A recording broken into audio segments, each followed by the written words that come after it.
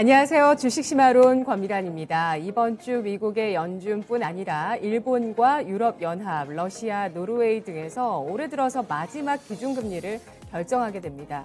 아무래도 올해 마지막 FOMC에서 연준의 스탠스는 매파적일 가능성이 높을 것으로 예상이 되고 있는데요. 흥국증권은 FOMC에서 확인할 4가지 관전 포인트를 제시했습니다.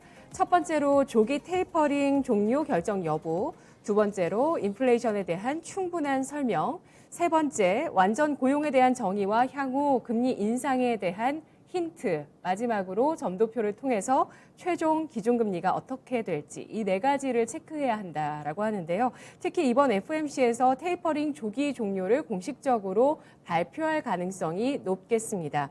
미국 내 임금 상승세가 앞으로 또 미국의 긴축 강도를 결정할 것이라는 시각도 나오고 있는데요. KB증권은 임금의 상승 속도가 미국 내에서 정점을 통과했다는 신호들이 나오고 있다면서 앞으로 길고 완만한 기준금리 인상, 앞으로 5년간의 금리 인상을 예상하기도 했는데요. 이번 12월 FOMC에서 금리 인상의 힌트들 더 많이 캐내 보도록 하겠습니다. 자, 그럼 오늘 시장 흐름 이해할 수 있는 주제가 또 준비되어 있는데요. 어떤 주제가 기다리고 있을지 화면으로 확인해 보시죠. 오늘 주식시마론 첫 번째 주제, 새해 첫 이벤트 CES와 로봇 산업 부각. 향후 전망은? 오늘은 특별하게 2가지 주제를 2분 전문가와 함께 해보도록 할 텐데요. 내년 주식시장에 가장 먼저 대기하고 있는 이벤트가 바로 CES입니다. 최근 들어서 CES 관련한 소식들이 조금씩 나오고 있고요. 또 어제장에 로봇주가 함께 또 강세를 보였기 때문에 이 로봇주와 CES를 함께 연결지어서 전망을 해보도록 하겠습니다. 오늘 뉴스토마토의 최유라 기자 연결하겠습니다. 안녕하십니까? 안녕하세요. 반갑습니다. CES 2022 내년 증시의 첫 일정으로 놓여 있는데요. 이번 CES의 주요 키워드는 어떤 게 될까요? 네, 국제 전자제품 박람회인 CES 2022가 미국 라스베이거스 현지 시간 2022년 1월 5일부터 8일까지 나흘간 열립니다. 올 초 열린 CES 2021은 코로나로 온라인으로만 이뤄졌는데 내년에는 온라인과 오프라인으로 병행해 개최됩니다. 오프라인 행사로 열리는 건 2년 만입니다. 1월 5일 개막해 사흘간의 일정을 마치고 8일 폐막할 예정입니다. CES 주최 측인 미국 소비자기술협회는 내년 행사의 주요 키워드로 디지털 건강, 푸드테크, 미래 모빌리티, 대체 불가능한 토큰, 스마트 홈 등을 제시했습니다. 네, 오프라인 행사가 기다리고 있습니다. CES 2022 내년의 일정은 1월 5일부터 진행이 되고요. 8일까지 예정되어 있군요. 지금 말씀해 주신 내년 CES의 키워드들 가운데서 아무래도 주식시장에서 또 주목할 만한 키워드가 분명히 나오지 않을까라는 생각이 드는데요. 디지털 건강, 푸드테크, 미래 모빌리티, 대체 불가능 토큰, 스마트 홈까지 기억을 해두시면 좋을 것 같습니다. 글로벌 기업들이 아무래도 이 CES 자리에서 신제품을 발표하게 되고 이러한 것들이 또 미래를 보여주게 되는데요. 인텔과 AMD, 메타 같은 글로벌 기업들은 어떤 제품들을 준비할까요? 네, 인텔, AMD 등 글로벌 기업들은 CES 2022에서 신기술을 선보일 것으로 전망됩니다. 인텔과 AMD는 신형 CPU와 그래픽카드 기술 등을 발표할 것으로 알려졌습니다. 페이스북에서 최근 사명을 바꾼 메타도 메타버스 관련 기술을 선보일 가능성이 큽니다. 이 외에도 구글, 아마존, 소니 등 1,700개 이상의 참관사가 전시 등록을 마쳤습니다. 네, 신형 CPU, 그래픽카드, 그리고 메타가 페이스북에서 사명을 변경한 만큼 관련한 메타버스 기술을 선보일 것으로 예상을 해주셨는데요. 국내 기업도 좀 살펴보겠습니다. 최근 나오고 있는 CES 관련 기사를 보면 국내 기업들이 CES 2022에서 혁신상을 수상했다는 소식이 나오고 있는데요. 어떤 제품들일까요? 네, 국내 대표 가전업체인 삼성전자와 LG전자가 CES 2022에 혁신상을 대거 수상했습니다. 우선 삼성전자는 영상 디스플레이 21개, 생활가전 7개, 모바일 11개, 반도체 4개로 총 43개의 혁신상을 받았습니다. 특히 TV가 11년 연속 최고 혁신상을 수상하는 기록도 세웠습니다.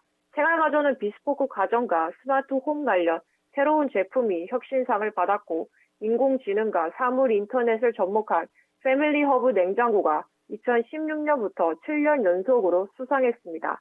모바일 부문에선 갤럭시 Z 플립 3 비스포크 에디션이 수상했고요.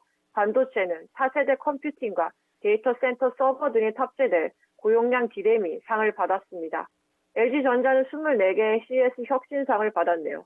식물 생활가전 LG 티운, LG 오브제 컬렉션, 얼음정수기 냉장고 등 차별화된 생활 가전과 LG 유기 발광 다이오드 TV를 포함해 내년 출시 예정인 혁신 TV, 다목적 스크린 LG 원킥 등 비즈니스 효율을 높여주는 LG IT 제품이 고루 수상했습니다.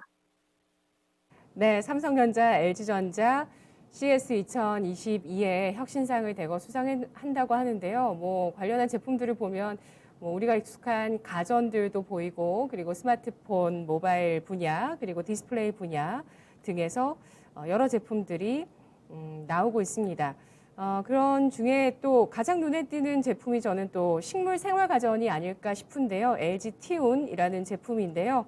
주식시장에서도 스마트팜 관련 종목들이 미래 성장성에 대해서 중장기적으로 또 주목을 받고 있는데, 최근 시세 어떤지도 한번 좀 점검을 해보면서 앞으로 또 미래 그림에 대해서 어떤 얘기가 나올지 뉴스, 자료들, 리포트들 챙겨봐야 될 것 같습니다. 그 외 국내 기업들도 CES에서 여러 내용들을 발표할 텐데 주목할 만한 기업 있을까요? 네, 현대차그룹은 CES에 참석해 수소, 자율주행, 로보틱스, 도심 항공 모빌리티 등 그룹이 준비 중인 차세대 기술을 총망라에 선보일 전망입니다. SK그룹도 전기차 배터리와 친환경 모빌리티 소재를 중심으로 CES에 참가하고요. 현대중공업그룹은 조선부부 지주사, 한국조선해양을 앞세워 자율운항 선박 등 차세대 선박 기술을 공개할 것으로 보입니다. 네. 조선 같은 경우는 친환경을 넘어서 자율운항 선박까지 선보일 것으로 예상이 되고 있습니다. 그리고 내년에 CES 키워드 가운데 하나인 미래 모빌리티 쪽에서 현대차의 주목도가 매년 높아져 가고 있는데, 올해도 또 어떤 이야기들이 나올지 관련한 제품들과 함께 지켜보도록 하겠습니다. 그리고 이번 CS 2022의 기조연설에서 한종희 삼성전자 부회장이 기조연설을 맡는다고 하는데요. 과거의 삼성전자의 CS 키노트를 먼저 좀 살펴볼게요. 네, 그건 삼성전자는 개막식 전날 기조연설에 나서 행사의 시작을 알려왔습니다. 지난 2002년부터 지난해까지 CES에서 6번의 기조연설을 통해 전자산업에 대한 철학을 시장 소비자와 공유하고 미래 제품과 기술 방향을 제시했습니다. 2002년에 디지털 세계로의 무한 자유, 2011년에 휴먼 디지털리즘, 2013년 가능성의 실현, 2015년 IoT의 무한한 가능성을 열다였습니다. CS 2022에는 한종희 삼성전자 부회장이 미래를 위한 동행이라는 주제로 기조연설에 나설 예정입니다. 네, 미래를 위한 동행이라는 주제로 내년 CES 기조연설 삼성전자의 부회장을 통해서 진행될 것으로 예상되고 있습니다. 이 동행이라는 것이 결국에는 지속 가능한 성장에 대한 이야기가 될 거라고 하고요. 그리고 개인 맞춤형 서비스나 여러 가지 연결된 경험을 바탕으로 해서 어떻게 또 일상이 풍요로워질지 이런 것에 대한 소개를 한다고 하는데요. 조금 전에 말씀드렸던 그 인물 한종희 삼성전자 부회장이 이재용 부회장 말고도 삼성전자에 이렇게 부회장의 직함을 달고 있는 인물이 있고요. 이 한종희 부회장이 DX 부문장이기도 합니다. 삼성전자가 최근에 DX와 DS로 조직을 개편했는데 어떤 사업부가 각각 있을까요? 네, 삼성전자는 지난 12일 소비자 가전과 MX 사업 부문을 통합해 세트 부문 명칭을 DX 부문으로 변경했습니다. 이는 10일 스마트폰을 담당하는 무선 사업부 이름을 MX로 바꾼 조직 개편안에 이은 후속 조치입니다. DX 부분은 영상 디스플레이, 생활가전, 의료기기, 모바일, 네트워크 사업부로 구성됩니다. 이에 따라 삼성전자는 DX 부문과 반도체를 담당하는 DS 부분이 삼성전자의 양대 축을 이루게 됩니다. 네, 삼성전자가 회사의 양대 축으로 DX와 DS를 부각시키고 있습니다. DX 같은 경우는 디바이스 익스피리언스, 그리고 DS 같은 경우는 디바이스 솔루션으로 나뉘면서 이 두 가지 사업부가 앞으로 삼성전자를 이끌어 나간다고 하고요. 뭐 기존에 있던 삼성전자의 사업부들을 두 가지 카테고리로 나눴다고 생각을 하시면 될 것 같습니다. 여기에 이제 DX 부문에 의료기기, 로봇 사업팀이 들어가 있는데요. 이 부분이 바로 어제 주식시장의 큰 모멘텀으로 작용하는 이슈이기도 했습니다. 삼성전자가 로봇 사업화 태스크포스를 로봇 사업팀으로 격상했습니다. 그 배경은 어떻게 볼 수 있을까요?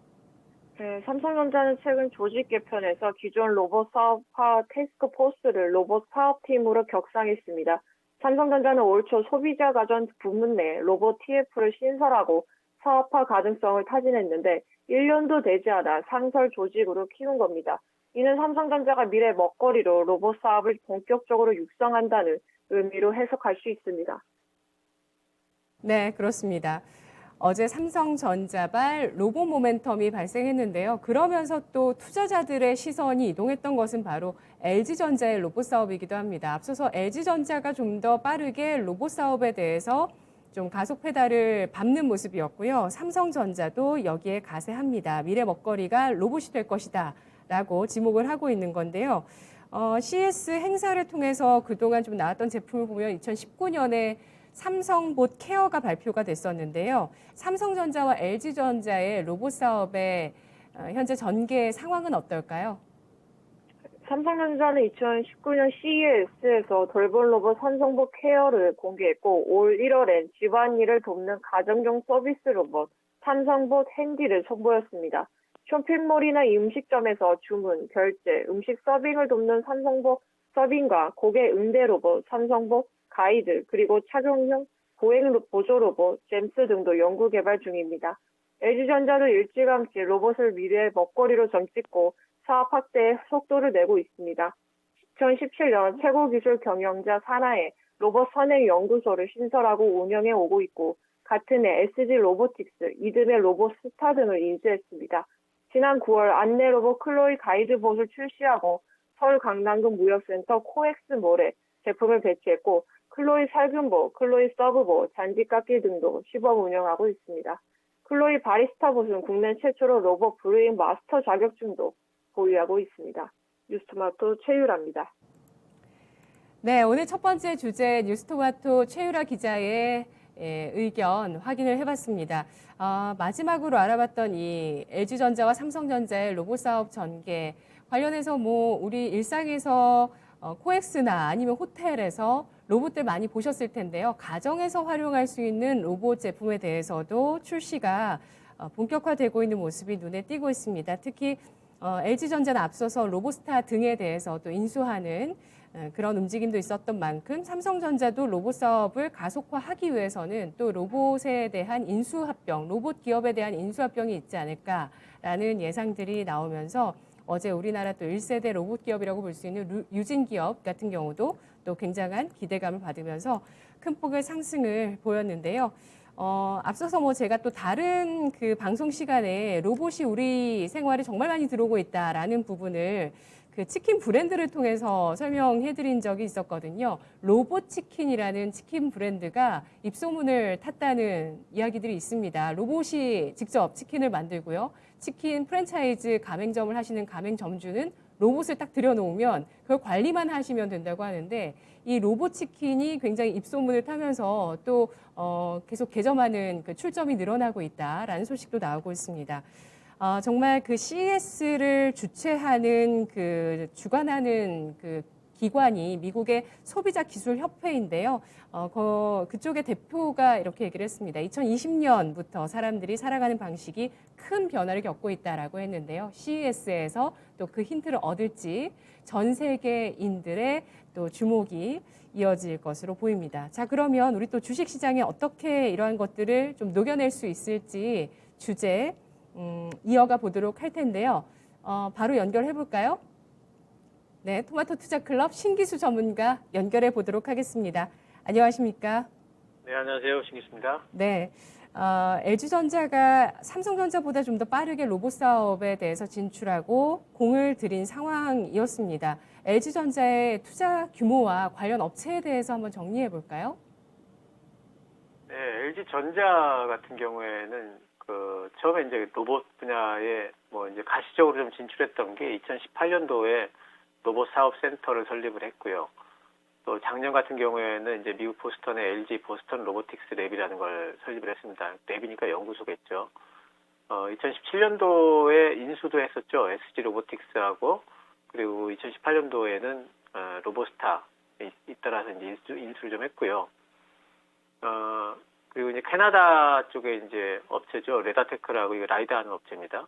미국의 이제 AI 센서 업체인 AI라는 데가 있고요. 또 미국의 보사노바 로보틱스라는 데도 있고, 이런 데 다 투자를 해놨고, 또 이제 LG전자에서는 그 이후에 이제 로봇을 자기들이 이제 계속 만들어냈는데, LG 클로이라는 이름으로 만들어내고 있죠. 바리스타 뭐 어떻게 보면 커피 만드는 로봇이고요.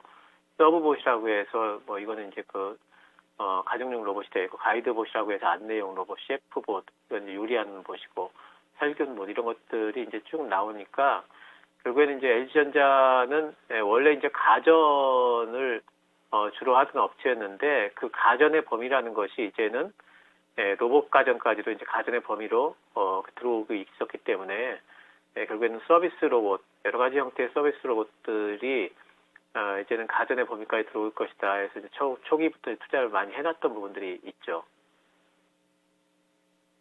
우리 생활에 사실 로봇이 좀 오래 전부터 들어와 있었는데요. 최근 몇 년 사이에는 또 그 가전 3대장이라고 해서 로봇 청소기 이모님을 집에 들이면 너무나 편리해진다라고 해서 그 3대장 가운데 하나가 로봇 청소기였는데요. 이러한 로봇 청소기도 기존에 좀 만들고 있었습니다. LG, 삼성 모두. LG전자 같은 경우는 2018년에 로봇 사업 센터를 설립을 하게 되면서 관련한 여러 제품들을 출시하는 모습인데요. 뭐 집 밖에서 보는 로봇도 있겠지만 뭐 셰프봇이라든지 살균봇 이런 것들은 앞으로 우리 미래에 우리 그 생활 바운더리 안에도 들어오게 될지 정말 궁금해집니다. 어떻게 될지 모르겠어요, 정말. 근데 들어오게 되겠죠, 이렇게 점차. 삼성전자 같은 경우는 또 로봇 사업부를 이번에 격상시켰습니다. 이러면서 대규모 M&A 가능성에 대해서 시장 주목하고 있죠, 전문가님? 예, 그렇죠. 이제 삼성전자가 요번에 이제 전체적인 이제 그 사업 구조를 DX, 뭐 DS 이렇게 나눴습니다. 그러니까 DX는 디바이스 익스페리언스니까, 그러니까 여기는 이제 뭐 고객들의 경험인데, 이제 그 내용을 보니까 이제 DX 쪽에는 거의 제품 쪽이고요. DS 쪽에는 디바이스 솔루션인데, 메모리 파운더리 또 LSI랑 LED가 있으니까 이쪽에는 좀 부품 소재 쪽인 것 같아요. 그러니까 그 부품 소재 쪽은 DS로 해놓고, 그리고 그걸로 만들어진 결과물들, 제품 쪽, 서비스 쪽 이쪽에는 이제 DX로 이제 되어 있는 것 같습니다. 근데 이제 요번에 이제 주목을 받은 게 의료기기하고 로봇 쪽이죠. 로봇 같은 경우에는 그동안에 TF팀으로 있다가 삼성전자 내에는 아직까지도 TF팀이 상당히 많이 있습니다. 그 TF팀들 중에서 실제로 사업성이 좀 돋보이는 로봇 쪽을 이제 사업팀으로 격상시킨 부분이 있습니다. 이것 때문에 지금 시장이 주목을 하고 있는데, 이렇게 이제 삼성전자가 로봇 쪽에 이렇게 주목을 하고 갑자기 사업팀으로 지금 격상을 시키는 부분들은 그동안의 로봇 사업이, 그러니까 결국에는 이제 산업용 로봇이냐, 아니면 서비스용 로봇이냐, 이렇게 나뉘었거든요.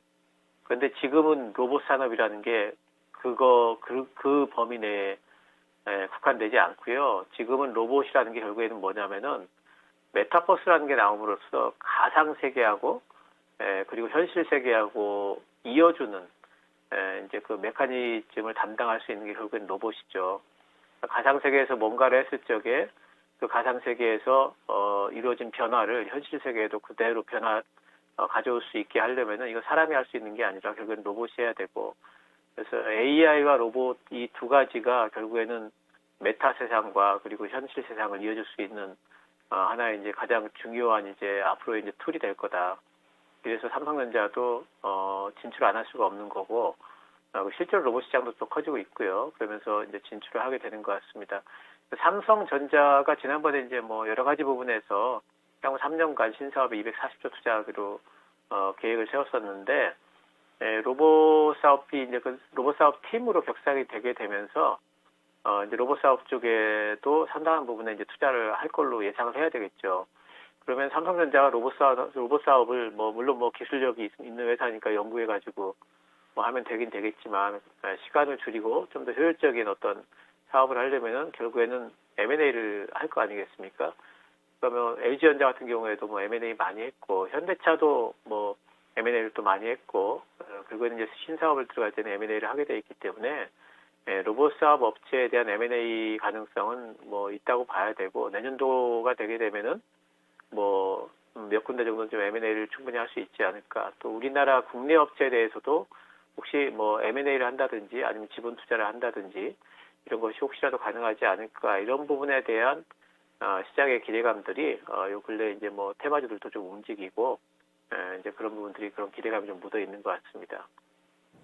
네, LG전자가 앞서서 로봇사업센터를 설립하기 이전에 2017년부터 로봇 관련 기업을 인수했네요. SG 로보틱스, 아까 말씀해 주셨던 기업이 있었고 2018년에는 로보스타를 인수했습니다. 현대차 같은 경우는 또 로봇 관련한 기업 가운데서 앞서서 인수를 해서 주목받았던 게 보스턴 다이내믹스라는 기업이었는데요. 이렇게 LG전자, 현대차는 로봇 기업에 대해서 인수를 단행한 상황이고 삼성전자 같은 경우는 눈에 띌 만한 로봇 기업의 인수합병이 없었고 또 최근에 투자 발표와 함께 3년 내에 의미 있는 인수합병을 하겠다라고 공언을 한 만큼 아무래도 앞으로 이제 나올 삼성전자의 대규모의 인수합병은 로봇이 될 가능성이 높지 않겠냐 이런 시장의 기대감이 굉장히 높게 나오고 있는 상황인데요. 2018년 전후로 우리 기업들의 인수합병이 정말 활발해지고 있습니다. 내년 2022년 CES의 관전 포인트, 전문가님은 어떤 거라고 보시나요? 네, 이제 매년 이제 CS에서 여러 가지 이제 신기술들이 이제 나타나기 때문에 그쪽을 이제 많이 사람들이 이제 보고 있는데 사실 이제 근래 2년 동안은 CES가 주식시장에 미친 영향이 이제 확 좀 축소됐던 부분이 있습니다. 왜냐하면은 아무래도 좀 오프라인이 안 됐기 때문에, 그랬던 부분이 있는데, 요번에는 2년 만에 이제 오프라인 행사가 개최가 됩니다. 그래서, 다시 또 이제 주목을 좀 받지 않을까 하는 기대감이 있어요. 근데 이제 1,700개 정도가 요번에, 이제 관전하게 되는 것 같은데, 근데 이 부분에서, 1,700개 정도면 예년에 비하면은 그렇게 많은 기업은 아니지만, 그래도 오프라인 쪽이라는 거, 이런 부분들이 이제 있기 때문에 그래도 기대를 좀 하고 있습니다. 한국이 300개 정도 참여한다고 하니까 유력한 업체들은 다 뭐 들어간다 봐야 되겠죠. 요번에 이제 CES에서 뭐 여러 가지가 있지만 제일 제가 보기에 포인트가 될 만한 부분은 오토모티브하고 그리고 이제 스마트 헬스케어 그리고 메타버스라고 하면 뭐 AR이나 VR 이런 것들 다 통합이 되겠죠. 이쪽이 주요한 키포인트가 되지 않을까 좀 생각을 하는데요. 오토모티브는 전 시장이 지난해보다 한 12%가 확장이 됐어요. 그래서 이제 전 시장 규모도 커졌고 또 참관 기업도 지금 200여개가 넘습니다. 그래서 상당히 좀 참관하는 이제 그쪽에 그런 기업들 수도 많아지고 했기 때문에 뭐 이제 자율주행과 관련된 어떤 부분들이 이제 앞으로 세상에 올 거기 때문에 거기와 관련된 뭐 센서라든가 부품이라든가 또 실제 완성차라든가 이런 것들이 전부 다 이제 이번에 아마 전시가 될 걸로 보입니다. 그래서 오토모티브 쪽이 CES에서 주된 하나의 전시 이슈가 테마가 된다면은 그러면은 이쪽과 관련된 뭐 우리나라에서 자율주행차라든가 이쪽들이 조금 더 움직일 가능성도 있겠죠. 그리고 이제 또 원기역 진료라든가 뭐 디지털 세라피 또 이제 정신 건강 웨어러블 헬스케어를 말하는 거죠. 이런 것들이 전부 다 디지털 헬스케어 쪽에 비중도 지금 커지고 있습니다. 그래서 CES를 앞두고 어쩌면 이제 우리나라에도 지금 원격 진료 관련주들이 요즘에 좀 꿈틀대고 있는데 이쪽에서 조금 더 꿈틀댈 수 있지 않을까 하는 이제 생각을 좀 해볼 수가 있겠고요. 그리고 뭐 로봇 헬스케어 관련해 가지고는 로버트 이제 에버트 CEO가 헬스케어 기업 최초로 이제 기조연설도 하거든요. 그래서 헬스케어라는 것이 상당히 헬스케어는 지금까지 건강이었기 때문에 CES 쪽에 오긴 좀 그랬었는데 이게 이제 디지털과 만나면서 CES 쪽으로 이제는 굉장히 좀 큰 비중을 차지하며 들어왔다는 부분이 의미가 있고 그래서 지금 헬스케어와 관련된 기업의 CEO가 기조연설까지 한다 이런 부분들은 상당히 이제는 그동안에 우리가 헬스케어 그러면은 바이오 뭐 제약 이렇게만 생각했던 부분에서 이것이 디지털로 넘어오는 하나의 원년이 아닌가 이런 생각을 좀 해볼 수가 있겠죠. 우리나라 관련주들은 뭐 원격 진료 쪽이 이제 많으니까 그쪽 좀 한번 관심 좀 가져보시면 좋겠고요. 그리고 이제 뭐 메타버스야 이제 메타 그 옛날 페이스북이죠. 메타가 이제 촉각 센서가 달린 햅틱 장갑. 그러니까 그동안에 이제 뭐 그 장갑 같은 것들이 위치는 보내줄 수가 있는데 실제 느낌은 없었죠. 근데 이제 손으로 느낌을 느낄 수 있는 그런 장갑도 공개를 하고, 또 애플 쪽에서는 헤드셋을 내년도에도 출시할 예정이라고 그래요. 이런 것들이 전부 다 이제 하나의 이제 메타버스 쪽에 VR, AR 기기들 관련해서 업체들을 전부 다 활성화시킬 수 있는 하나의 모멘텀이 될 걸로 보고 있고, 이 외에도 이제 푸드테크인데 이게 이제 기존의 푸드테크라는 것도 이제 디지털과 이제 접목이 되는 거겠죠. 또 스페이스테크, 이제 우주 기술이죠. 우주까지 뭐 이제 그 화물을 또 배달하고 이런 것까지 포함이 된다고 그래요. 그리고 또 NFT는 뭐 다들 아실 텐데, NFT가 없으면 사실 메타 세상이라는 것 자체가 사실 그 존재하기가 좀, 그 장시간 존재하기가 좀 힘들죠. NFT 전시 뭐 카테고리 이런 것도 다 신설이 됐습니다. 요즘에 제가 어쨌든 보기에는 이제 메타버스라는 것에 대해서 기업들이 굉장히 좀 중점적으로 좀 투자를 하고 있고, 스마트 헬스케어, 오토모티브 이런 것들이 뭐 우리나라의 주식시장에도 영향을 줄 수 있는 중요한 포인트들이 아닌가 생각을 합니다. 네, 알겠습니다. 내년 2022 CES의 관전 포인트로 제시해 주신 것 가운데서 저는 가장 첫 번째로 주목할 거라고 생각하는 점은 헬스케어 기업 최초의 기조 연설자가 아닐까라는 생각이 듭니다. 로버트 포드 에포트 CEO라고 얘기를 해주셨는데요. 헬스케어가 이제 IT와 결합하는 그 시작점에서 또 주식시장은 그 미래를 그려나갈 가능성도 있겠죠. 뭐 디지털 헬스케어, 뭐 전자약 등등 과연 어떤 것들이 또 주식시장과 연결이 될지 앞으로 지켜보도록 하고요. 뿐만 아니라 메타버스, 푸드테크, 스페이스테크, NFT 이러한 키워드에 대해서 시장이 주목할 것으로 예상을 해주셨습니다. 전문가님께서는 지금 말씀해 주셨던 그 관전 포인트의 키워드 가운데서 딱 두 개만 꼽자면 어떤 거 꼽으시겠어요? 두 개만 꼽자면은 저는 이제 뭐 이제 조금 좁히면은 NFT하고 그리고 원격 진료 쪽이 뭐 우리 주식시장에서는 조금 관련 있게 연관돼서 좀 움직일 수 있지 않을까 생각이 됩니다.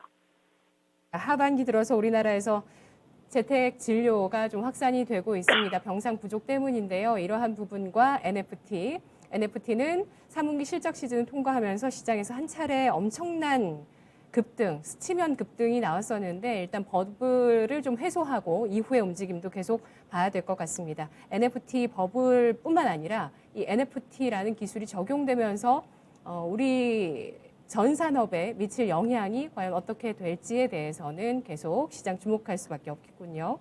CES에서 로봇 관련한 내용이 좀 발표될 것으로 예상이 되고 있는데 로봇 테마의 지속 가능성 있다고 보시나요? 일단 뭐 삼성이 CES에서 계속 이제 발표를 해왔었죠. 뭐 돌봄 로봇도 발표를 해왔고, 삼성봇 케어라고 되어 있습니다. 2021년도에는 가정용 서비스 로봇인 삼성봇 핸디. 그러니까 LG 쪽의 로봇이 LG 클로인데 삼성은 삼성봇 이렇게 하는 것 같아요. 이런 것들이 선보였었고, 또 삼성봇 서빙이라든가 뭐 삼성봇 가이드 이렇게 이제 삼성봇 시리즈를 이제 계속해서 선보이고 있는데, 이쪽 로봇 세상이라는 것이 계속해서 좀 커지는데 그 규모가 어떠냐면은요. 2017년도에 245억 달러에서 3년 지난 2020년도에는 444억 달러, 2배가 좀 안 되죠. 그리고 이제 또 5년이 지나서 2025년도에는 지금 444억 달러에서 1772억 달러까지, 그러니까 거의 4배 정도까지도 이렇게 성장할 거로 전망을 하고 있습니다. 그러니까 이렇게 로봇 시장이 커질 거를, 그것도 이제 커지는 속도가 굉장히 좀, 지금 사실 우리가 로봇에 대해서 주변에서 많이 없으니까, 전기차나 이런 것들은 자동차니까 뭔가 좀 체감이 될 듯한데, 로봇이라는 것은 바로 주변에서 볼 수가 없으니까 이 시장이 과연 얼마나 커질까 이러지만은 로봇 시장이라는 게 이렇게 굉장히 좀 급속도로 많이 커지는 부분들이 있습니다. 그래서 로봇에 대한 어떤 사업이라는 것은 중기 테마가 될 수 있고요. 분명히 이제 어떤 부분에서 실적을 또 이제 견인할 수 있는 업체들도 상당히 좀 많이 나올 겁니다. 하지만 현재 구간에서는 이제 여러 로봇 관련주들이 이제 많이들 올라가고 있는데 그런 이제 급등은 지금은 아직까지는 좀 테마성이죠. 그리고 실적이 동반되지 못하는 이런 이제 급등에 있어가지고는 시세 연속성을 과연 언제까지 있을까에 대해서 알아맞추기가 불가능하죠. 그래서 지금 구간에서는 좀 테마적으로 또 기술적으로 접근을 좀 하시는 게 좋고요. 아직까지는 뭐 펀더멘탈에 근거해서 또는 뭐 어떤 기업의 잠재성에 근거해 가지고 뭐 중기 투자를 하겠다라든가 이런 것은 아직까지는 조금 힘들지 않나. 그런 측면에서 본다면은 로봇 테마의 지속 여부는 잘 가면은 CES 뭐 한 2주 전까지는 움직일 수는 있겠지만 그렇다고 계속 움직이는 건 아닐 거고요. 변동성은 계속해서 나올 수 있다. 하지만 그런 것들을 예상하기는 힘들기 때문에 지속 여부에 대해서 너무 자신하지 말고 뭐 이제 단기적으로 뭐 접근한다든가 그런 것 정도는 가능할 걸로 보입니다. 네, 내일 수요일이면 CS2022 일정 시작되는 3주 전인데요. 그러면 다음 주까지 정도로 예상을 해준다고 볼 수가 있을 것 같습니다. CS 관련해서 로봇 테마가 움직일지 지속 가능성이 있을지 여부 체크를 해봤습니다. 일단 시장 자체는 올해보다 2025년까지 5년 동안 4배 정도 성장할 것으로 시장의 전망이 나오고 있는 상황이고요. 중기적인 테마입니다. 이 로봇 사업 같은 경우는 뭐 산업뿐만 아니라 자동화뿐 아니라 서비스업까지 해서 전체 산업에 영향을 줄 수 있는 또 하나의 자동화라는 그 이슈를 안고 있는 테마인데요. 로봇 테마, 중기적인 테마이지만 언제부터 시세가 시작될지는 아직 판단하기 어렵다라고 말씀해 주셨고요. 시장에서는 어제 한 차례 움직였던 부분에 대해서 일단 크게 주목하고 있습니다. 연초까지 또 아무래도 지수가 묶여있게 된다면 또 테마를 찾을 수밖에 없을 것 같고요. 또 새해 첫 이벤트이기 때문에 CS 관련주에 대한 관심이 높아질 거라는 예상이 가능할 것 같은데 우리 시청자분들 가운데서 마그마님께서도 CS에 누가 냄새를 맡은 것 같습니다. 벌써 저게 움직이네요 라고 저거라고 하셨는데 어떤 종목인지 궁금합니다. CS 관련한 그 기대감이 좀 시장에 반영되는 것 같다. 이렇게 보시는 시청자분도 계시는데요. 전문가님이 보시기에 CS 관련주 가운데 어떤 종목이 앞으로 움직일 수 있다고 생각하시는지 궁금하고요. 또 로봇 테마에 대해서도 투자 전략을 제시해 주시기 바랍니다. 네, 일단 그러니까 로봇 테마라고 지금은 제가 이제 말씀을 드렸고, 테마주의 어떤 투자 그 기법이라든가 테마주에 있어서의 문법은 사실 이제 펀더멘탈을 기반으로 하는 종목들하고의 투자하는 방법하고는 완전히 달라요. 그래서 테마주에서는 제일 중요한 게 뭐냐면은 대장주의 흐름입니다. 그리고 테마주에서의 대장주는 시세가 강한 종목이 대장주예요. 그러니까 어떤 내용이 좋다든가 실적이 좋은 종목이 아니고요. 시세가 강한 종목이 대장주이기 때문에 지금 이 로봇 테마의 대장주는 유진 로봇입니다. 그래서 오늘도 유진 로봇 같은 경우에는 시세가 계속 좋죠. 다른 로봇 관련주들이 뭐 시세가 그렇게 좋지 않은 부분에 비해서. 유진 로봇의 흐름이 중요합니다. 그러니까 유진 로봇이 꺾인다 이러면은 로봇 테마주 전체적으로 매물이 나온다 이렇게 보셔야 되고, 유진 로봇이 살아있다 이러면은 다른 종목들도 좀 빠졌다가 또 반등이 나왔다가 이렇게 될 거라고 보시면 되겠어요. 그래서 유진 로봇을 매매를 하셔야 되고요. 저는 이 대장주를 그냥 매매를 하는 게 제일 안전하다고 보기 때문에 유진 로봇 매매하십시오.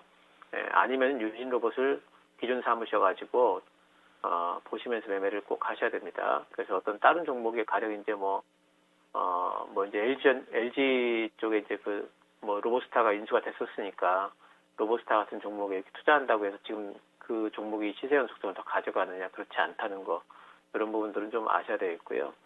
네, 그리고 지금은 이제 테마성으로 급등을 하는 구간이라 분명히 트레이딩 접근만 하셔야 되죠. 지금 가지고 뭐 홀딩 하겠다, 몇 년 갖고 있으면 어떨까요? 네, 그걸 알 수가 없어요. 지금은 이제 트레이딩 접근하시는 게 좋고, 최선호주를 물어보셨는데 사실 로봇 테마주들이 최선호 섹터도 아니고 하기 때문에 최선호주는 없습니다. 하시려면은 단지 테마주로서 트레이딩 하시려면 유진 로봇을 하시는 게 일단은 좀 유리하다, 리스크도 없다 이렇게 말씀을 드릴 수가 있고, 뭐 앞으로 내용이나 펀더멘탈 쪽으로 본다면은 고영이나 큐렉스가 지금 의료용 로봇 분야를 하고 있거든요. 이 부분에서 제일 어쩌면은 실적이 좀 매출 좀 잡힐 수 있는 부분들, 이런 부분에 대한 가능성은 분명히 있다 이제 보지만, 하지만 이 종목들도 지금 펀더멘탈이 그렇게 녹록지 않습니다. 그래서 싸지는 않다. 많이 빠져 있는 듯이 보이지만도 고용 같은 경우에 싸지는 않다는 부분은 늘 인식을 하셔야 되고, 그래서 이런 부분들은 로봇 섹터 자체가 테마 섹터로만 지금은 들어가시고, 너무 이제 길게 가지고 가시는 것은 지금은 조금 좀 피하시는 게 좋겠습니다.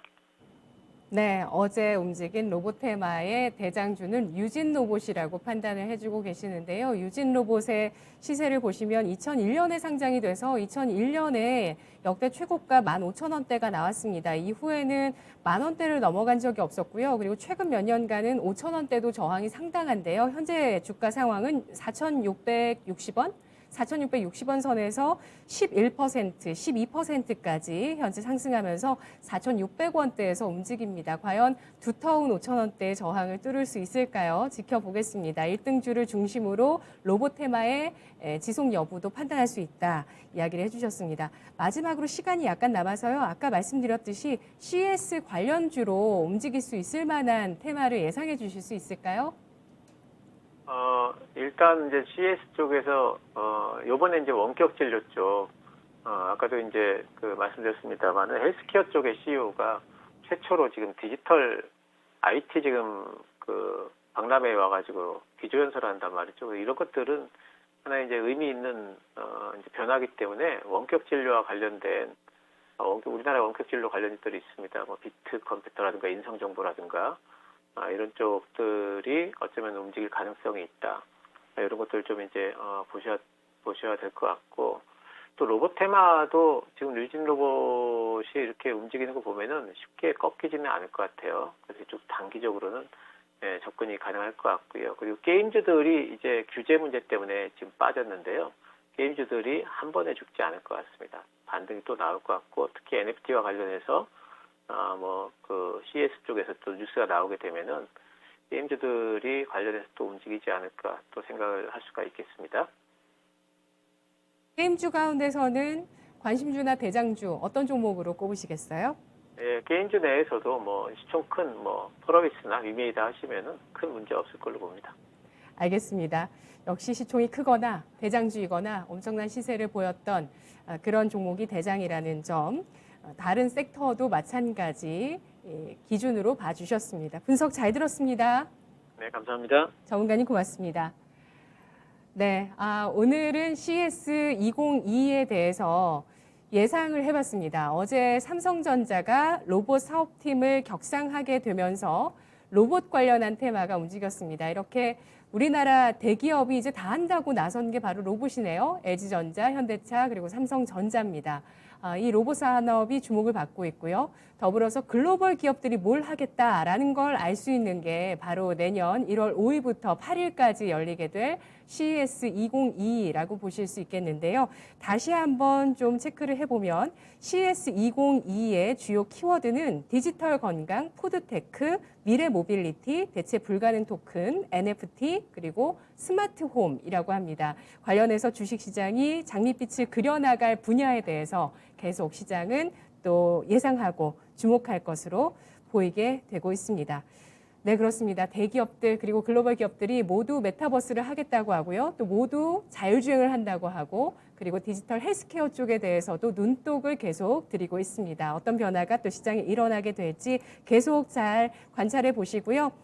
오늘장 같은 경우는 일단 장중 내내 조정을 받고 있는 상황이 이어지고 있죠. 현재 양대 지수 그래도 장중 저점보다 그리고 시가보다 올라와 있는 모습이 눈에 띄고 있습니다. 지수 한번 체크를 해보시면 코스피 같은 경우 현재 2,991선 가리키고 있습니다. 시가보다 위에 올라서면서 0.25% 마이너스 띄고 있고요. 코스닥은 0.13%가 하락한 1,004.69포인트 기록이 되고 있는 상황입니다.